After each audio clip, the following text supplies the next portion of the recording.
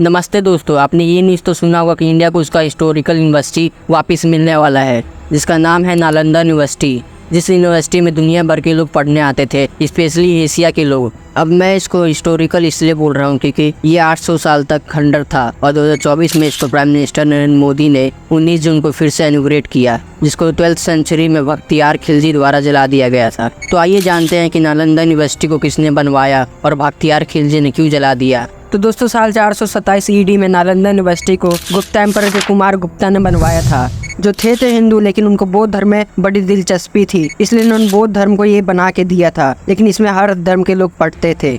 और रही बात यूनिवर्सिटी के, तो इस यूनिवर्सिटी में पढ़ने के लिए दुनिया भर के लोग आते थे, स्पेशली एशिया के देश से पढ़ने आते थे, जैसे कोरिया, जापान, तिब्बत, इंडोनेशिया और तुर्की से आते थे। कहा जाता है कि इस यूनिवर्सिटी में 10 हजार स्टूडेंट पढ़ते थे, जिनको पढ़ाने के लिए 2000 टीचर रहते थे। आप सोच के देखो, उस समय इतने पीक पे था हमारा भारत। इस समय दुनिया भर के बच्चे ऑक्सफोर्ड यूनिवर्सिटी में जाने के लिए मन्नत मांगते हैं, स्पेशली इंडिया के बच्चे। लेकिन उस समय बाहर देश के स्टूडेंट नालंदा यूनिवर्सिटी में पढ़ने के लिए मन्नत मांगते थे, क्योंकि अभी के टाइम में ऑक्सफोर्ड यूनिवर्सिटी में एडमिशन लेना जितना मुश्किल है, उतना ही उस समय नालंदा यूनिवर्सिटी में भी मुश्किल था। क्योंकि आजकल के यूनिवर्सिटी के गेट कीपर का काम सिर्फ गेट खोलना और बंद करना है। वहीं पे उस समय नालंदा यूनिवर्सिटी में एडमिशन लेने के लिए आपको कुछ क्वेश्चन का आंसर देना होता था, और उस क्वेश्चन को और कोई नहीं, खुद गेट कीपर पूछते थे, जिनको दुनिया भर का ज्ञान था और साथ ही साथ उनको दुनिया भर की लैंग्वेज भी आती थी, जिसके चलते जो जिस लैंग्वेज में बोलता था उससे उसी लैंग्वेज में क्वेश्चन पूछा जाता था, जो इतना मुश्किल होता था कि कुछ ही लोग इस क्वेश्चन का आंसर दे पाते थे।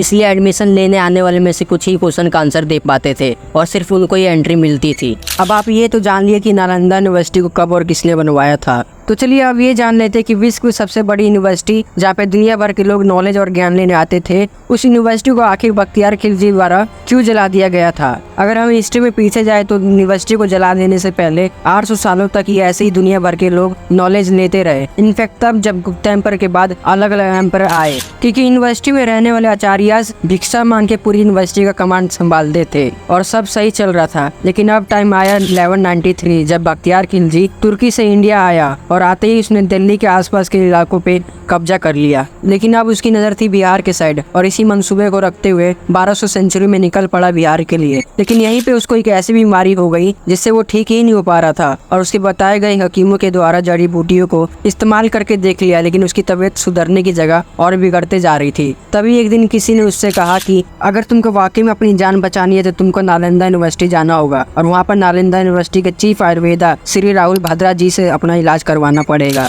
लेकिन शुरुआत में तो खिलजी चीफली मना कर देता है, उसको अपने हकीमों की जड़ी बूटियों पे पूरा ट्रस्ट था। लेकिन धीरे धीरे जब टाइम बीता और उसकी हालत बिगड़ते गई, तब उसने स्वीकार कर लिया कि हाँ, मैं इलाज करवाऊंगा। लेकिन खुद नालंदा यूनिवर्सिटी जाने के बजाय श्री राहुल भद्रा जी को अपने पास ही बुलवा लिया और उनके सामने एक शर्त रखी कि मैं आपके दिए गए किसी भी जड़ी बूटी का यूज नहीं करूंगा, लेकिन आपको मुझे बिना जड़ी बूटी के ठीक करना होगा। ये सुनकर पहले आचार्य जी थोड़ा सोच में पड़ गए, और थोड़ी देर बाद उन्होंने कहा कि ठीक है, मैं आपको ठीक कर दूंगा बिना किसी जड़ी बूटी के। इतना ही कहकर वो नालंदा यूनिवर्सिटी वापस लौट गए। फिर कुछ दिन बाद वो वापस आए और खिलजी को एक कुरान पढ़ने के लिए दिया और कहा कि इसको यहाँ तक पढ़ लीजिए, आप ठीक हो जाओगे। खिलजी ने भी सेम किया। खिलजी सुबह उठता और समय समय पर कुरान पढ़ता। जैसे जैसे खिलजी कुरान पढ़ रहा था, उसको अपनी बीमारी कम होती नजर आ रही थी, और एक दिन वो ठीक भी हो गया। ठीक होने के बाद खिलजी ने आचार्य जी से पूछा कि मैं तो पहले भी कुरान पढ़ रखा हूँ, लेकिन उस टाइम तो मेरे शरीर में ऐसा कोई बदलाव नहीं आया। इस पे आचार्य जी ने कहा कि आपने कुरान का जितना भी पेज पढ़ा था, मैंने उस सभी पेजों पे ऐसी दवाई लगा दी थी कि आप जब जब पेज पलटने के लिए अपने मुंह से अपनी उंगली गीला कर रहे थे, तब तब आपके अंदर दवाई जा रही थी, इसलिए आपको पता भी नहीं चल रहा था कि आप कैसे ठीक हो रहे हो। आचार्य जी की ये सब बात सुनते ही मानो खिलजी के नीचे से जमीन खिसक गई कि वो इस सोच में पड़ गया कि इतना ज्ञान उसके हकीमों के पास भी नहीं है जितना यहाँ के आचार्य में है, इनफैक्ट दूसरी सिविलाइजेशन में है। और इसी सोच में उसको ये भी डर होने लगा कि अगर ये ज्ञान और बुद्धिज्म फैलता फूलता रहा तो वो जिस मकसद से इंडिया में आया है, जिस धरती को फतेह करना है, शायद वो ये सब ना कर पाए। इसलिए उसने इसी सोच और डर के कारण